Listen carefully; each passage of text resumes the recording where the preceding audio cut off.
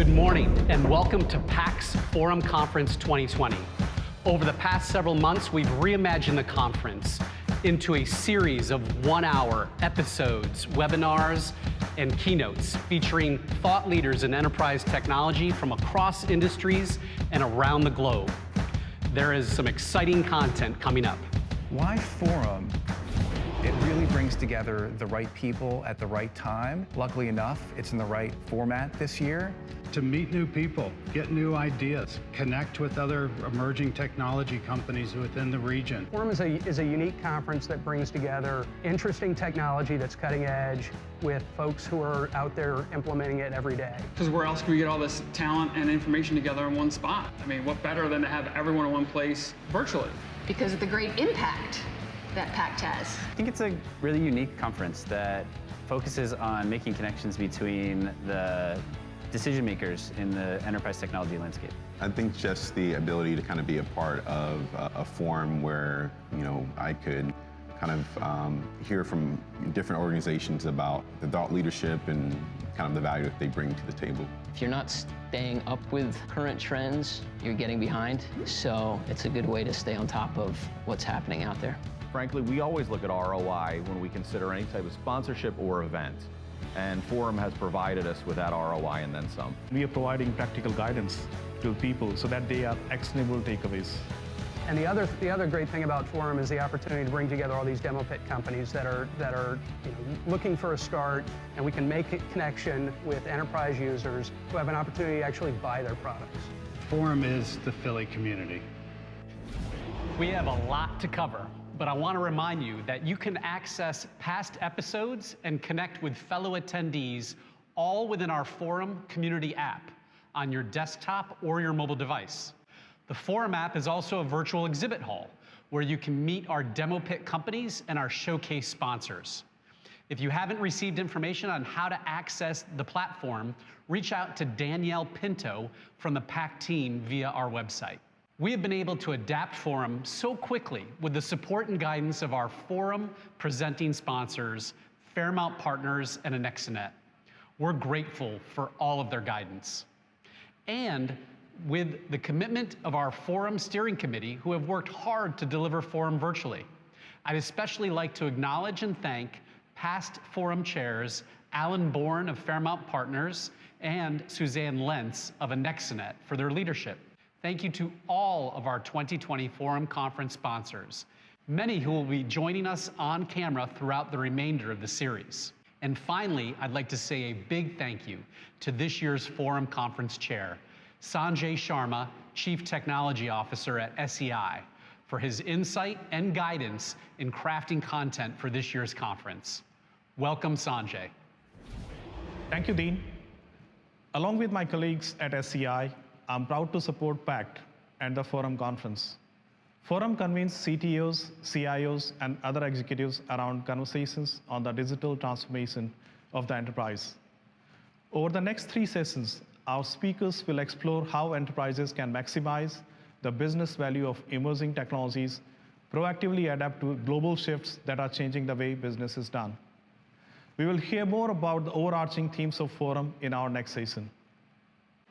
Thank you, Sanjay. Anexinet is thrilled to be joining Forum as a presenting sponsor this year.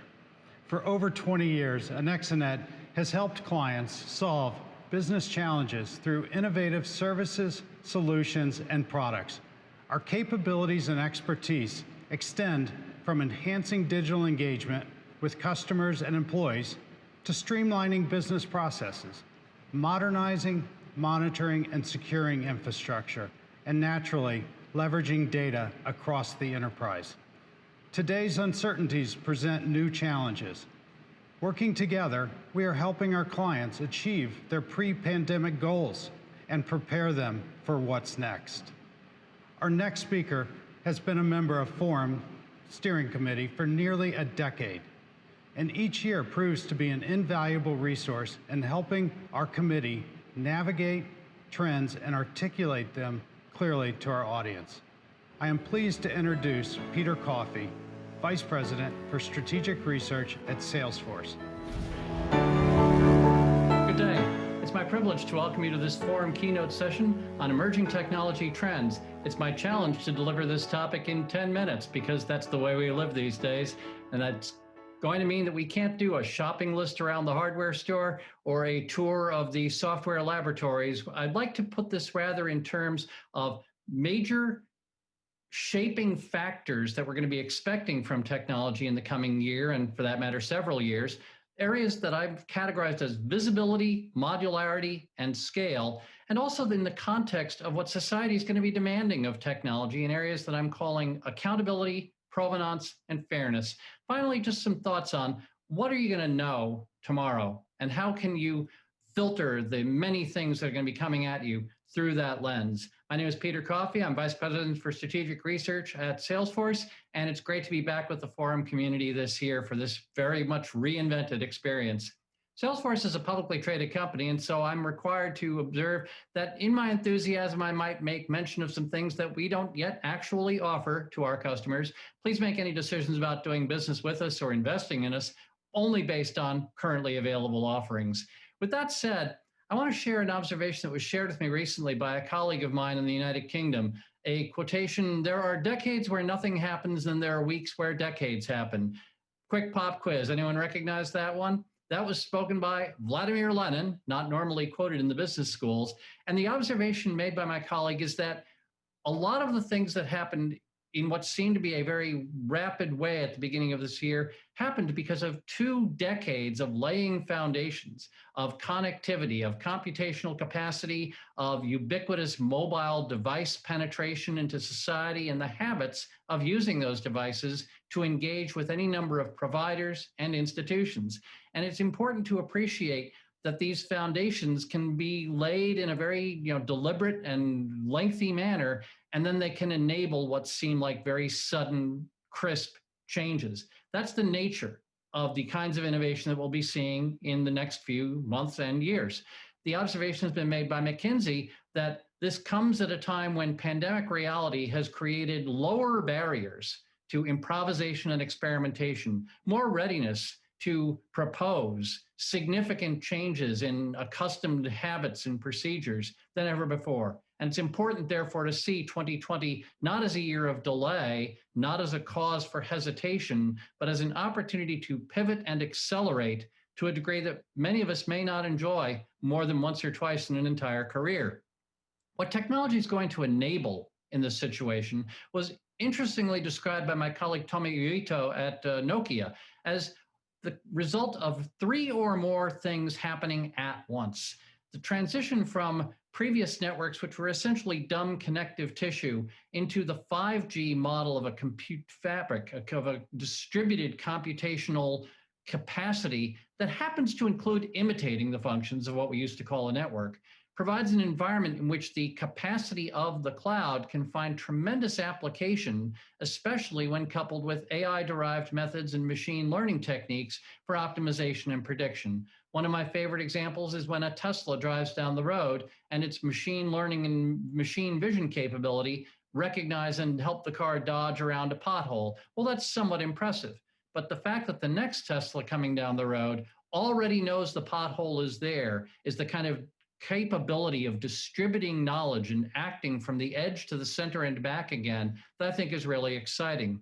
What that means is that we're going to have visibility resulting from more kinds of data available sooner, with greater intelligence in their pre-processing and greater trust because they're collected at the point where they arise. And the way that Apple brought its most recent Series 6 watch to market, not so much as a phone accessory anymore, but primarily as a health and wellness device, taking advantage of amazing sensor technology, and yes, coupled with the capability of the phone to do things like connect you with a healthcare provider.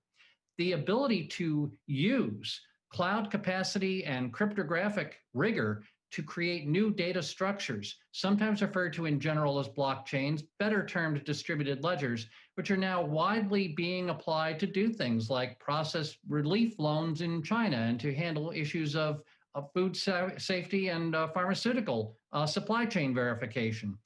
The modularity that is the difference between an old Wintel PC with an x86 chip and Windows in it, these are basically assembled with very little room for genuine innovation by anyone other than Intel and AMD, perhaps, and Microsoft, and to some extent Apple.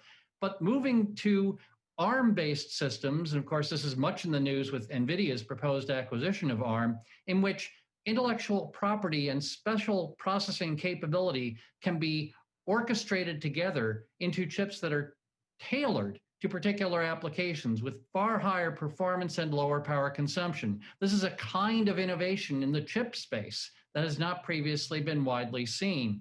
And what this means is that we're going to be able to optimize products, personalize experiences at tremendously small scale with the efficiencies of mass production. As Alvin Toffler said in 1973 in Future Shock, mass production in quantity 1. And what the ability of AI-derived methods combined with flexible manufacturing capability is going to be able to do to lower barriers to entry, to shrink the minimum viable size of a market, and make an amazing number of new products and offerings feasible. This is going to happen in a changing social context. We're going to see more expectation of regulatory oversight on the algorithms that increasingly shape our lives. In effect, these are laws, but they're written by software engineers rather than legislators. And the degree to which people are going to demand accountability for the algorithms that are affecting their lives and the operations that represent their economic activity. DocuSign, to this point, added more new customers in the first half of this year than in all of last year. And these are durable changes that are going to streamline and accelerate many legacy processes. Issues of provenance, again, an application of distributed ledgers. Where did that material come from? Are you responsibly sourcing everything from your food to your other potentially toxic products in the waste stream? Apple, again, made a major point of this in one of its recent product and introduction announcements, talking about the substances that will simply not be in their products any longer. There's growing appetite for that visibility and understanding, and anything that adds to that visibility is going to be a welcomed innovation. And finally, a question of fairness. One of the things we've seen in the last few weeks is a discussion of the so-called K-shaped recovery, where everyone went straight down, but then some people are going up more quickly while others continue to struggle. There's going to be appetite for innovation in markets like field service, healthcare and first responders, classroom teachers, the essential workers, as we learned, who will now perhaps be receiving more attention to investment in their safety and productivity than ever before.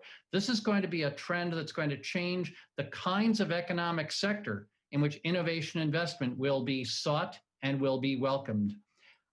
The point I made at the beginning that this is not a shopping list through the hardware store, but a discussion of technology, which is an interesting word. It actually comes from roots that mean the means of gain through expression of thought. And when apes teach their young to fish for ants with sticks, the young apes do this better than humans who merely try to imitate the behavior without having been instructed by an expert. The means by which we transfer knowledge and create the possibility of invention, which with social change becomes innovation, is what technology really means. And I would encourage all of you to use that as a filter through which to see the capabilities coming out of laboratories and through pure science and pure research and say, yes, but how can I bring this into things that can be taught and can become a basis for new behavior? Because as they observed in that classic movie, Men in Black, 1,500 years ago, everyone knew certain things, that the Earth was the center of the universe, and 500 years ago that the Earth was flat. And in the situation in the movie 15 minutes ago, you knew we were the only intelligent beings on this planet. Well, imagine what you'll know tomorrow. There are so many deeply embedded assumptions that I call the friction, rust, and gravity of our systems, where we think the best we can do is to try to alleviate them. And what I really want to suggest is the most important things happening today allow us to repeal these things rather than merely getting along with them. And I would hope that that vigorous questioning of unstated assumptions will be one of the outcomes of this year's and future years' Forum events. Thank you for the chance to be part of your unique, new, reinvented Forum 2020 experience. I'm Peter Coffey with Salesforce, and have a great event. Hi, I'm Sean Dowling with Osage Venture Partners, and I'm so excited to introduce you to the Forum Demo Pit. The Demo Pit features the region's hottest early-stage companies, was created to allow startups to connect with C-level enterprise decision makers attending the Forum conference. We'll hear from 8 companies, 4 this morning and another 4 this afternoon. Our judges will review the pitches and announce this year's Best in Show at next week's Forum conference finale on October 14th. You can help our judges in their deliberation by voting for your favorite demo pit presentation using your mobile phone and visiting menti.com to enter the code on your screen to access the poll. Let's take a look at our first demo pit company. Let's watch AIX, Alternative Investment Exchange. AIX is the only enterprise technology platform for alternative investments, and we're empowering growth for the broader industry. Alternative Investment Exchange, or AIX for short, is the only enterprise technology platform for alternative investments. And today, we're at the forefront of transforming the way an entire industry does business. But before I tell you a little bit more about us, I first want to paint a picture for why we exist. Let's imagine you're investing in a mutual fund today. You simply go online, you click a few buttons, and next thing you know, you own that investment. It's simple, it's easy, it's point and click. Now let's talk about investing in alternatives. Alternative investments, for any of you who are not as familiar with this type of product, some common examples would be private equity, hedge funds, real estate, or private debt. Alternatives are widely considered a critical source of income growth and diversification for investor portfolios. The investing process in alts is anything but easy. Everything is paper-based, and you're lucky if the entire process takes less than 5 weeks. Oh, and by the way, there's a 50% chance that something will go wrong on your paperwork, and you have to start all the way at square one. Despite these challenges, alternatives represent a $10 trillion market opportunity. And yet, this is a largely untapped opportunity, considering that 1 out of every 2 financial advisors does not use alts today. And of those that do, they allocate a mere 4% of their investors' portfolios to these products. And this is where the story of AIX really begins. In 2015, we were part of one of the largest alternative investment sponsors. And it was here that we gained firsthand knowledge and experience, really understanding all of the difficulties and challenges that go into doing business in these types of investment vehicles. In 1 year alone, this sponsor submitted or processed 85,000 new investments. That's 85,000 stacks of paperwork, wet signatures, and manual processing. It was this perspective that allowed us to take a step back and say, there has to be a better way. And this is when we started to ask ourselves, what if we could create a point-and-click, a mutual fund-like experience for the alts industry? What if a financial advisor could evaluate an investment opportunity based on its merit, not its operational friction? We asked ourselves, if these things were possible, what would happen? We believed that if the solution was built the right way, it could achieve better advisor and investor experiences, increased operational efficiency, enhanced transparency, risk reduction, cost savings, and most importantly, growth for the entire industry. And that's exactly what we set out to do. AIX is the only end-to-end digital investing experience for alternatives, where it's simply as easy as going online, selecting your investment, completing the requirements in minutes, not weeks, and with the click of a button, submitting this investment on for processing. What might look simple on the surface is the byproduct of creating the digital connectivity across all of the different industry stakeholders, meeting their requirements, and this is what allows us to take an investment all the way from point A to point Z. And so that brings us to today. We can say with conviction, AIX is the only enterprise alternative investment platform. We started in 2015 with an idea and a PowerPoint. And over the past 4 years, we've invested in building out the technology the right way. And as recently as 2019, we were able to spin out, become our own independently operated company, and onboard our first commercial clients. 2020 has been a year that I can say with certainty no one really predicted, but the pandemic has actually accelerated our client onboarding and growth. As firms have realized that a digital investing experience is no longer a nice to have, but a must have, they've been coming to AIX to help them achieve this objective. This year alone, we've added over 50 new alternative investment offerings to our platform. And we expect this growth trajectory to continue into 2021 as we focus on building out the network and establishing those electronic digital connections. With that, I want to thank you for your time today and allowing me to share a little bit about the story of AIX. Don't forget to give us your feedback on our demo pit companies. Visit menti.com and enter the code on your screen to access our poll. Now, let's hear from Cassian Solutions. Cassian is a SaaS digital health company that improves patient compliance to specialty therapies through our engagement engine, Flex. Let's look at the therapeutic journey of a specialty patient. First, the patient is going to have to go through the prior authentication stage, where they will get approved for their medication.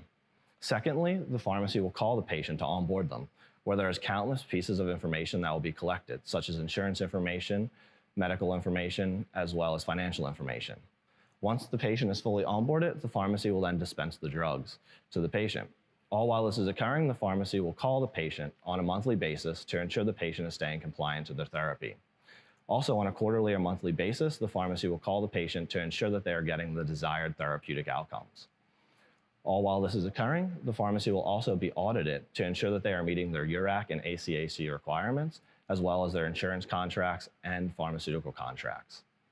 Highlighted in orange are all of these items that are highly burdensome and manually intensive. Depending how enhanced these services are, they can cost anywhere between $300 to $1,500 per patient per year. The Cassian Flex system automates all of these services and makes them extremely efficient for pharmacies. So what does this market look like? There's 30 million patients that are classified as specialty patients. There's also over 1,000 specialty pharmacies that exist today. There's also over 1,700 orphan and specialty drug manufacturers. That creates a $2.8 billion addressable market for specialty data collection as well as specialty services. What is our solution? So we built an engagement engine that takes the patient's disease and drug-specific information. It then curates this content and pushes it out to the patient autonomously. This removes the need for a full-time equivalent to do this work over the phone. Patients are now engaged over SMS, email, and web apps, and they are able to see assessment questions, clinical content, and pharma-branded material. We're able to collect this data and aggregate it through the responses they reply to, as well as the information, how they're interacting with our system. At this point in time, we can aggregate these two data streams and then push them to the pharmacies so that they can intervene whenever is necessary, as well as the pharmaceutical brands to ensure that the patients stay on therapy. While this is occurring, we're collecting every interaction that occurs so that we can then send this to the accreditation bodies for the pharmacies themselves. We have these systems built out for HIV, hepatitis C, oncology, as well as multiple sclerosis. Cassian's value prop. We are able to make pharmacies more efficient by 30 to 40%. We're able to increase the overall refills as well as patients' time on therapy. And then we're also able to collect highly valuable data that we can then push back to the pharmaceutical brands so that we can increase contract value for specialty pharmacies as well as improve patient outcomes. Looking at our team, we have a vast majority of our team from the Philadelphia area. Many of us went to Pitt, Columbia, as well as Carnegie Mellon. Many of us have vast backgrounds in specialty pharmaceuticals as well as data science. I'm Chris Corsi, my background specifically in operations and data science. We also have a vast majority of advisors who are also local to the Philadelphia area and who are strong in these areas and have had successful exits in the past. I would like to thank you for listening to our presentation, and I look forward to meeting you all at the demo pit. You'll hear pitches from 2 more demo pit companies later in this morning's program. But for now, let's move on to today's keynote presentation. I'm Alan Bourne, Director at Fairmount Partners and a veteran member of the Forum Conference Steering Committee. Fairmount Partners is an independent investment banking firm focused on the needs of middle market and emerging growth companies. We help our clients complete mergers and acquisitions, raise funds for growth, acquisitions, and liquidity, and design and improve their corporate development strategy. I'm here to introduce this year's Forum keynote speaker, Tony Saldanha. Tony is a globally recognized expert and thought leader in global business services and digital technology. He ran Procter & Gamble's famed multi-billion-dollar GBS and IT operations in every region across the world during a 27-year career there, and is currently president of Transformant, a consulting organization that advises over 20 Fortune 100 companies around the world in digital transformation and global business services. After Tony shares his perspective with us over the next 20 minutes, he'll be live in our virtual green room to answer your questions. Please submit any questions you might have for him via our polling system. Go to menti.com and enter the code on your screen. Now, please welcome Tony Saldanha. Hi, my name is Tony Saldanha, and I'm absolutely delighted to be here with you on Forum 2020. Now, I have to admit, this is not quite the physical space that I imagined we would be meeting in, but that's okay, because part of what I'm going to be talking about today is how, even in the midst of the biggest crisis, you can actually find opportunities of a lifetime. And I'm going to start with this, a little picture that I think encapsulates what we're feeling. It seems like we are 2 decades into this single year of 2020, where what we think and what we feel and what others think we're doing in terms of remote working is very, very different. But that's okay. That's okay, because here's the thing. It's a new world, and as I said, this crisis can also be a huge opportunity. Now, among other things, one of my interests is to actually study global economic crises. And I've gone back and looked at, various economic crises, everything from, what happened in China in the late 80s and the Soviet Union and Russia in the 90s, and of course, the great economic crisis of 2008. And here's what I have learned. What I have learned is that we still have a large part of the recovery and response ahead of us. In fact, as you can see from the chart, we're at only stage 2 out of a 4-stage model for economic crisis recovery. The first stage is, of course, scramble, get everybody to work from home. The second stage, which is kind of where we're at, is, let's streamline and stabilize. But here's the thing. The next stage, the next few months, the next year or so, is going to be the most important. This is really where we're going to have to find ways to be much, much more productive. All of the money that's being invested either by companies or by governments, you have to pay the piper. And then, of course, at stage 4, things kind of become the new normal, right? And this is also shown by studies. This particular chart is from Bain that shows 2 graphs. One is the graph of, the red graph is from companies that actually win 10 years in retrospect after the 2008 crisis. And the black line is, the companies that actually didn't win. And there are 2 points here that I want you to take away. One, you actually start to see the gray area, which is the time of the crisis. That is when the winners start to pull away from the rest, yes? The second point is that the winners actually don't just hunker down, but they actually grow profitability during the crisis, right?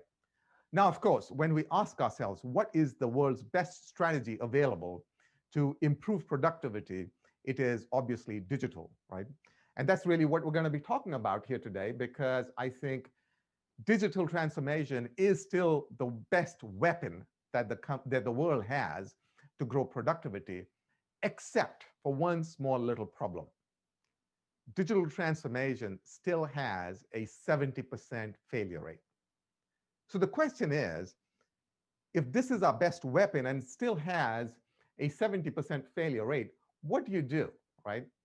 And that's really where the rest of the talk comes in. I have come up with a 5-stage digital transformation model, and I'd like to kind of share with you, some of my perspectives on why digital transformations fail and how you can essentially be among the 30%, the 70% fails. What could you do? And this is based on work that I've done, over the last 5-10 years or so, talking with more than 100 executives, large companies, small companies, so on and so forth. And what I have come up with is the answer to why digital transformations fail is very simple. It is discipline. It is discipline on 2 fronts. Discipline in understanding exactly what you mean by digital transformation, and discipline in executing the transformation very, very differently than what most people assume is the execution methodology. So let's jump in and talk a little more about that. And I'd like to start by introducing myself, which is, it's actually interesting for me to be in the midst of all of this, because I feel like I have grown up in the digital transformation industry. I had the pleasure of working with Procter & Gamble for 27 years. I've been in the IT and global business services industry for about 35 years. I was associated with actually starting the first ever offshore center in the Philippines in 1993. And then I was also associated with the wave of outsourcing when I was program leader for Procter & Gamble on a 10-year, $8 billion deal of outsourcing about 2/3 of our global IT and shared services, which kind of triggered the entire industry of outsourcing. And then, of course, I've been associated with running these operations, IT and global business services for Procter & Gamble in every region of the world. And at P&G, that's a relatively large organization. It's about a $2.5 billion organization. And more recently, I work with maybe about 20 of the Fortune 100 companies, the boards and CXOs on strategy, on digital, as well as global business services, which gets us very nicely back to, what is it that those leaders worry about, right? They've all heard, of course, that we're in the midst of, some kind of a digital revolution, and that, half of all of the industries and the jobs in those industries are going to be gone sometime in the next few years. They, of course, have heard that specifically here in the US, the gig economy is already very, very big. I mean, our jobs are going from high-paying jobs to gig kind of jobs. And so the workforce of our era is very, very different. Of course, they have heard that AI is everywhere, because even, things such as journalism that used to be the most human of activities. Today, if you go to Yahoo News and you look at the small few paragraph real-time updates on sports and finance that comes out, 90% of those is written by robots, right? So again, AI is everywhere. And a lot of that is, of course, driven by something called Moore's Law, which you know about, which is the doubling of price performance in computing capacity. Now, here's the crazy thing. In the next 3 years, you're going to be able to go out and buy for $1,000 the computing capacity of an entire human brain. Think of it. That's absolutely mind-boggling, because the human brain is a marvel of nature. And to be able to go out in the next few years and buy some of those capabilities for $1,000 is absolutely crazy. But of course, this is Moore's Law. It does not end there. Because by 2050, you're going to be able to go out and buy the capability of all brains on Earth for the same $1,000. And so with a lot of the work that I do with company leaders and boards, the most frequently asked question for me is, what should our organization strategy be if I have to make choices between $1,000 computers and actual human people as employees, right? So that is the issue that most leaders are struggling with, right?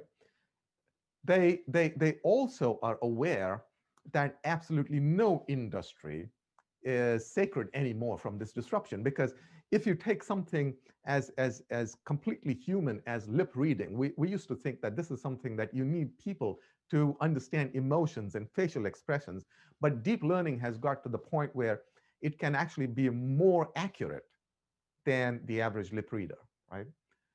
And of course, we all hear about Elon Musk and Neuralink and all of those experiments. And by the way, if you think that he's alone, he's not, because in China and several other places, experiments on embedding human brains with chips has been going on for a long time. In one famous experiment, they took a rat and they put a chip in the rat's brain. And then, of course, they taught the rat different tricks, including finding food, through a maze and all that kind of stuff. And it took several months to do that. And then they took another rat and they put a similar chip in the other rat's brain. And then they connected those two chips over the internet. Everything that the first rat had learned was immediately transmitted to the second rat. And if this sounds like the Matrix, if it sounds like, the world around us is changing, that is true, because we are in the midst of an industrial revolution. As you know, this is the fourth industrial revolution. But unlike the first three industrial revolutions, there is a difference.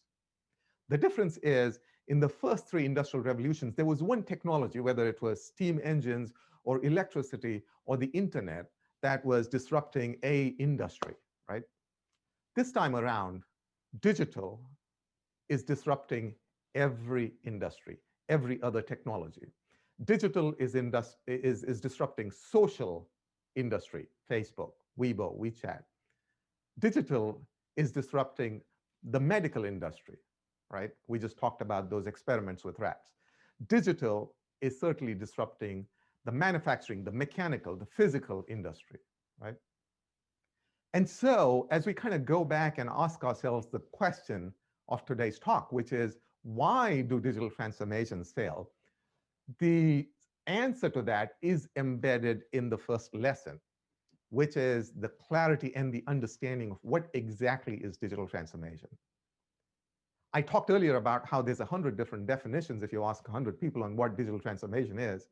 For me, there's only one definition that makes sense, which is the rewiring of business models, products, as well as capabilities, human capabilities, right? Because if digital disruption is the same as the fourth industrial revolution, digital transformation is the enabling of those companies that are successful in the third industrial revolution to be successful in the fourth. And the only way to do that is through complete rewiring. And so then how do you deal with the fact that you've got vendors that are pushing software and solutions, and everybody calls them digital transformation? Go to the cloud, that's digital transformation. Buy AI, that's digital transformation. That's where the 5-stage model comes in. And I realized that this wasn't as easy as a technology. 5 years ago at Procter & Gamble, when I reached out and, as I said, talked to 100 different leaders. And among those leaders was the CEO of this company, Winolo. The CEO's name is AJ Brustein. And we were trying to go back and forth and set up a meeting, as you often do, over email. And you can see the actual email exchange here on the screen in front of you. On April 10th, I say to AJ, hey, I'm not available next week. And he says, okay, fine, I will ask Amy, who I assume was his admin, to find some time. And then, of course, Amy comes back with all of those different options. And so far, it sounds like a pretty boring story, except when you double click on Amy's signature on the email, you find out that Amy is a robot. Ask yourself the simple question. What is the most human sensitive type of roles in an organization? And I bet you the admin assistant of a CEO is probably one of those. Yeah. Look at the email again.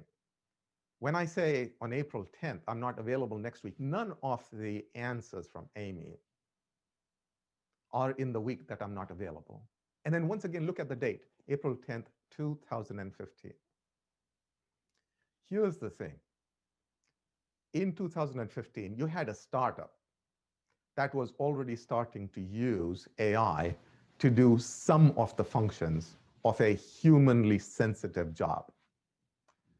That was an aha moment in the sense that we, as leaders, especially leaders in medium to large size companies, we keep asking the wrong questions. We keep asking, is technology ready? It is not technology's job to be ready for us. We have to ask the question, is a specific use case ready? This is what startups do. This is why our real competition in medium and large size companies are not other medium and large size companies. They are startups. Startups deal with use cases. So of course, it's very difficult to replace an entire admin assistant, but calendaring as a function, that use case was ready 5 years ago, and that was already being disrupted. That's what led me to create at Procter & Gamble something called Next Generation Services, which was the future of internal business operations. And just like Google X, this is the driverless car arm of Alphabet that deals with 10x disruption, 10 times, not 10%. We created an organization that brought together 10 of the largest venture capitalists and, of course, 5 or 6 of the biggest services companies, IT services, so IBM and HP and of course Tata and Infosys and so on and so forth. And we started to work on experiments or products. What you see, the pictures, each of them is a product. Each one of them is a 10x disruption. It's not a 10%, but 10 times improvement on the status quo. So for example, What is the future of procurement, purchasing? Could you have AI robots that could actually do that, right? Or for example, why in today's world do we still use MRP2, demand forecasting, demand planning, all done in sequence as a way to replan supply chains in the world? Why aren't we doing it in real time, with real-time data, right? And so these were some of the products that we developed. Each of those was at least a $50 million size of prize. Each one of those was a 10x. And in the process, we learned one other important lesson. Not only is it absolutely important to realize what digital transformation is, it's also important to understand that the execution of these disruptive projects takes a very different methodology than what you might use for normal IT project management. Because normally we use PMI certified project methodology. In this case, we used a venture capitalist-like portfolio approach. For every 10 ideas, you kill 9 of them. 1 of them is successful. 1 of them is a huge hit. It more than pays for everything. And in the meantime, of course, you have disrupted an area, right? Which is essentially what's led to the creation of this 5-stage model. Stage 1 digital transformation is actually what most people think is digital transformation, but is simple automation. Stage 5 is like a Netflix. You disrupt yourself, just like Netflix did. In 20 years, they have disrupted themselves 4 times, from mail and DVDs to streaming media to original content to now international models. And of course, you have a spectrum of different types of digital transformation in the middle. And each one of them comes with a discipline, the methodology that I was talking about, that is important to get right. Yes. But I'm here to tell you that this is possible, and the timing is right. As I said, the pandemic is an opportunity for progressive leaders to go ahead, to jump ahead. Because the digital future has not been postponed because of the pandemic, it has actually accelerated. And in a world where admin assistants could be replaced by robots, where procurement could be done by robots, in a world where you could have stand-up comedy be done by robots, smart leaders like you could certainly consider this to be an opportunity of a lifetime. And by the way, I was not joking about the stand-up comedy because here's an example of Lolbot in Australia, where a robot is essentially a stand-up comedian on the stage. In one famous example, it was put up on the stage and the audience was asked for a question, and the audience said, "Tell us a joke on climate change."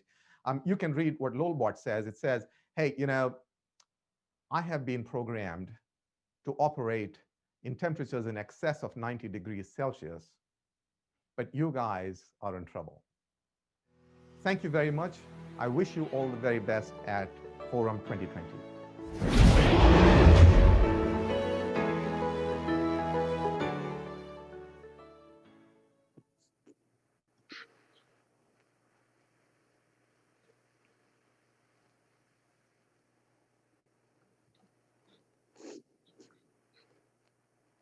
Good morning, Elena. Morning, Tony. Hi, everyone. I'm Elena Schechter. I'm the Chief Marketing and Strategy Officer and an SVP for EPAM Systems, a local Philadelphia and global company with many, many thousands of people around the world. I'm really excited to be here with Tony in our live and virtual green room. Tony is ready to answer your questions. And before we get started, I just want to remind everybody that you can put your questions in at menti.com. Enter the code you see on the screen, and we'll get to them as time allows. Tony, thank you again for making the time to be here. Wonderful talk. And I thought, with your permission, we could get to our first question. You ready? Oh, absolutely. Great to talk with you again, Elena. It's been a pleasure getting to know you. Nice to do it live, right? Yeah, absolutely. Given the current environment, all of this virtual world, and all of the challenges that we're all experiencing, which I think we can all agree are going to be with us for a while, what's your steer for companies who are trying to move the needle on transformation and drive more of this innovation culture that you talk about when they are sort of living in a conservative culture?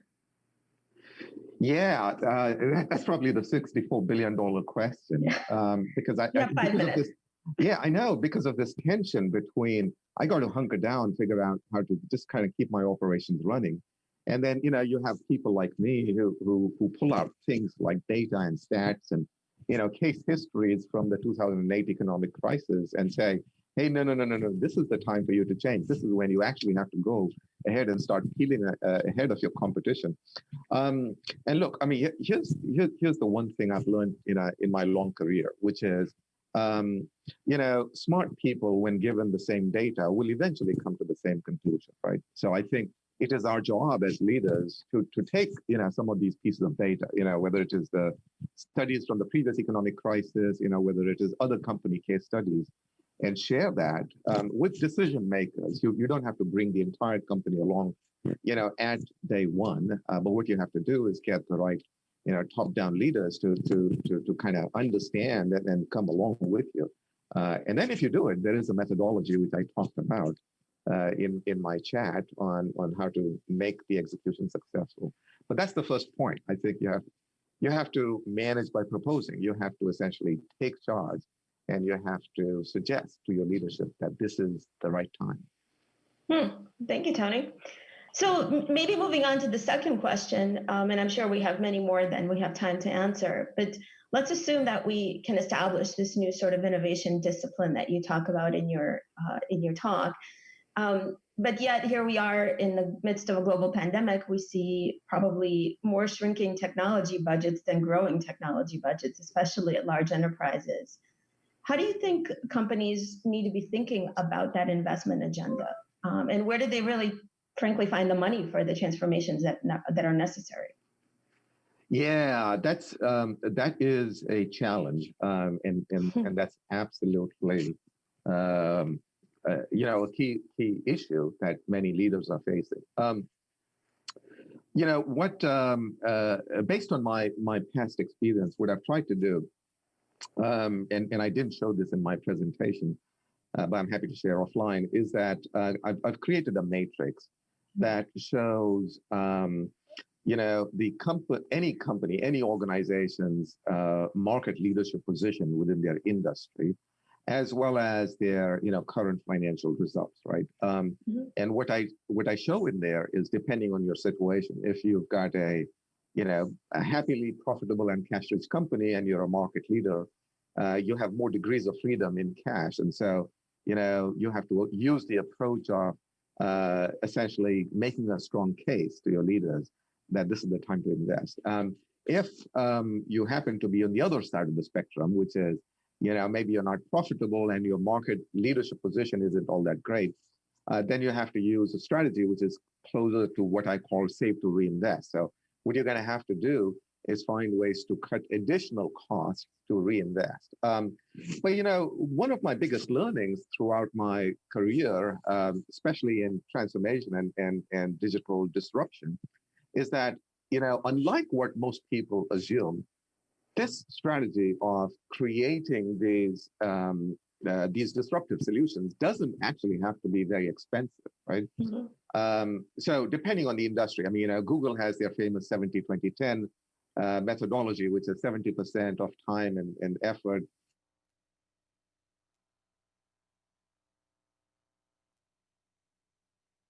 version of that, even in a great company like P&G, was 18, 19.5, and 0.5, right?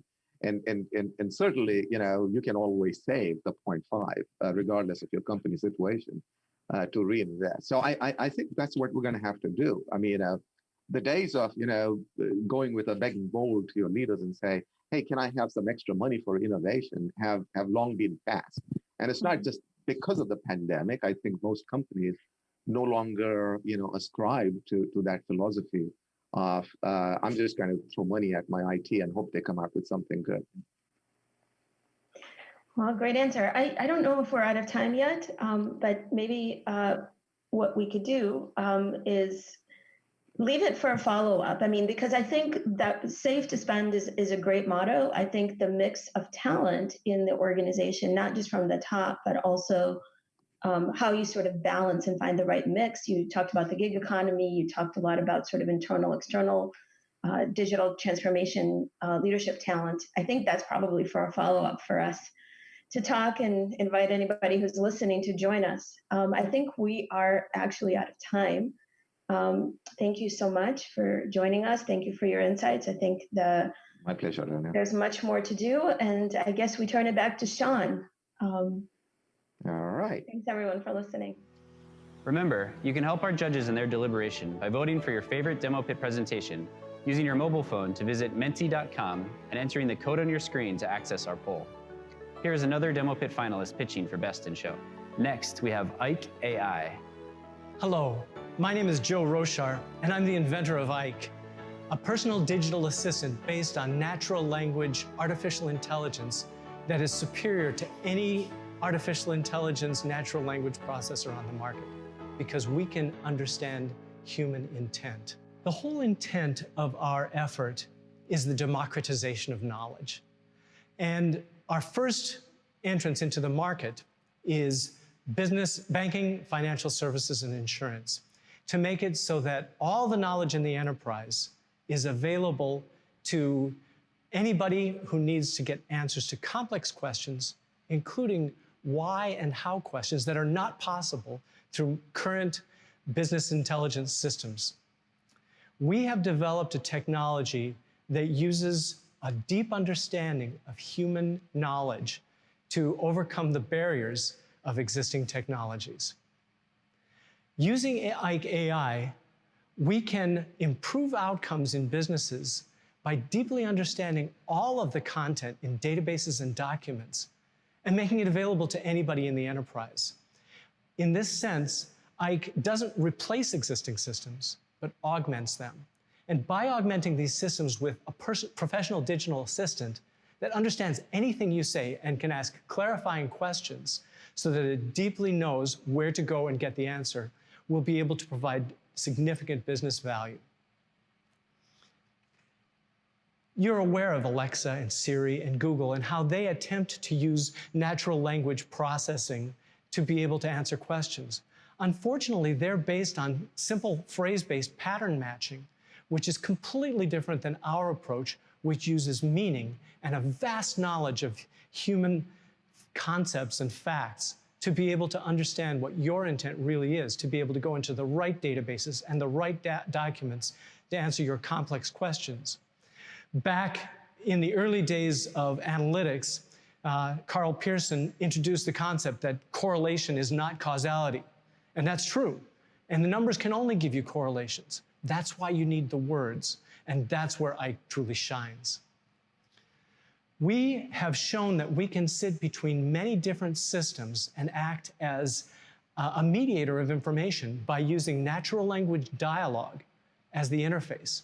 And by augmenting these systems, we don't have to make dramatic changes to your environment, but we work within your existing environment to bring significant business value.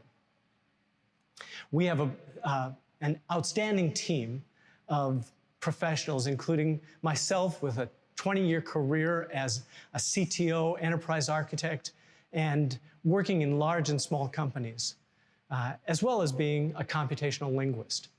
We also have Randy, our AI lead and chief data scientist. He's worked with large and small companies, been founder of more than one company, and he's even worked with IBM Watson. Dan, our business development guy, has brought us $500,000 in business, and we're already revenue positive. We had over $400,000 in revenues in 2019, and we're making progress in this year also. We also have a very experienced board of advisors. We come in with a lot of assets. We have a patent in natural language understanding, and we've just filed a new one in mechanistic causal reasoning. What that is understanding the how, the mechanism, and the why, the causation, behind the questions that you have. And by the way, since every sentence you say, or almost every sentence, has a verb in it, this ability to understand causality is critical to understanding you and being able to answer your questions. We see our total addressable market as being over $2 billion. And our initial entry into the banking, financial services, and insurance industry is proving successful. We look forward to your questions. Thank you. Don't forget to give us your feedback on our demo pit companies. Visit menti.com and enter the code on your screen to access our poll. Next up is BoodleAI. As an entrepreneur building a company on an East Coast, having a forum here on the East Coast that is very dominant and well known is extremely helpful to an organization like Boodle. Boodle has built a people-focused predictive analytics platform for business-to-consumer businesses. We work with an organization's own data, and we can work with as little as a name and an email address or a name and a postal address. We bring together third-party data as well as machine learning. And what we deliver are the best prospects out of any contact list an organization may have. So to be clear, we're not a list broker, we're not a lead gen source, and we're not a data broker. We don't append the data. Our clients have access to billions of data points on our platform, but what we append are the predictions. Today, most predictive analytics platforms are trying to go through a large set of potential customers to find those golden nuggets of customers who are going to become lifetime customers. Many predictive analytics platforms look at intent-based behavior. What email links did you click on? What websites have you visited? Some do manual segmentations, others get a little more precise and build formulaic personas. When we set out 4 years ago and we invested $5 million in this, and we'll have over 20 patents pending on this by the end of this year, we set out to find people who had a fit and affinity for a product, or in the case of non-products, for a cause, to find those golden nuggets, the people who are going to become lifetime customers. We've built the experience into a crawl, walk, run. We provide prospect list insights, instant predictions. We call our machine learning models guide-ons, so instant guide-ons, and then ultimately the custom prediction. Many predictive analytics platforms take one very robust model and apply it across all customers. We allow our customers to build bespoke guide-ons for each customer segment they want to look at. So how do we do this? Well, we start with a prospect list. That prospect list may be a group of customers. It could be an email distribution list or a distro list for direct mail. We then go and do identity resolution. So we find me, the Sean Olds that's in the customer database, and we do make sure that it's the Sean Olds that lives in Northern Virginia and not the Sean Olds that lives in Boise, Idaho. We then map Sean out to 3 third-party databases that contain 240 million Americans, and we bring back over 550 data points about Sean, all fit-based data points. Who I am, where I've lived for the past 10 years, where I've worked for the past 10 years, voting records, credit card transaction data, who I've donated to politically and philanthropically, all things that define who I am, as well as everybody else in the prospect list. Today, what sales teams have to contend with is a name, an email address, and maybe a purchase amount. Even the most competent sales teams can't do much with this. But today with BoodleAI, in minutes, we can provide them a heat map of the United States, a wealth rating, a spending capacity, a gender or educational or generational breakout. We can also provide descriptive analytics reports, looking at median household income or household ownership. This really helps provide ideal customer profiles, really helps you look at the parameters for online buys, and if you're looking at prospect lists, really narrow in on the type of list that you want. The bespoke product, though, is the custom guide-on. So in this scenario, we have an insurance provider who has a list of their best insurance customers, the ones they want more of. They feed this into the algorithm to train and build their own custom guide-on. Now, the product is an expensive product, so they're also going to want to overlay on top of that an instant guide-on, which shows the wealth rating. And so they've started with a prospect list up here of 8,672 people. And by just going to the A's and B's, which show a 3x predictive fit, the sales lead has been able to take over 8,000 names and get it down to just 1,200 names. Again, knowing that this is a more expensive product, they apply the wealth rating guide on and take only the top 10%. And now a sales lead in just seconds has taken an 8,000 person list and narrowed it down to just over 200 people who have a 3x predictive fit and are in the top 10% of wealth rating. Most sales teams are not data scientists, they're not machine learning experts. They're very good at selling. BoodleAI gives them the power to take their time and focus on what they're good at and not get mired down in data. Thank you, and I look forward to your questions. We'll hear from another 4 companies this afternoon at 2 p.m. Then, our judges will review the pitches and announce this year's Best in Show winner at next week's Forum Conference finale on October 14th. Remember, you can help our judges in their deliberation by voting for your favorite demo pit presentation using your mobile phone to visit menti.com and entering the code on your screen to access our poll. All right, thank you to our demo pit sponsors, Bentley Systems and Osage Partners, and to our first set of demo pit companies. Remember that we have another hour of content coming your way this afternoon, not only with our remaining demo pit company pitches, but also with 2 sessions focusing on a few of our conference themes: living in a privacy-conscious world and ubiquitous connectivity. And don't forget to mark your calendars as well for the finale of our Forum Conference series at 10 a.m. next Wednesday, October 14th. More about our October 14th lineup can be found on the Forum website, forumphilly.com, and on the Forum app. But for now, I invite you to join us along with some of our demo pit companies and our showcase sponsors in our virtual networking lounge. You can find a link to that site in the YouTube chat. Take care, and we'll see you again at 2 p.m. for our afternoon session.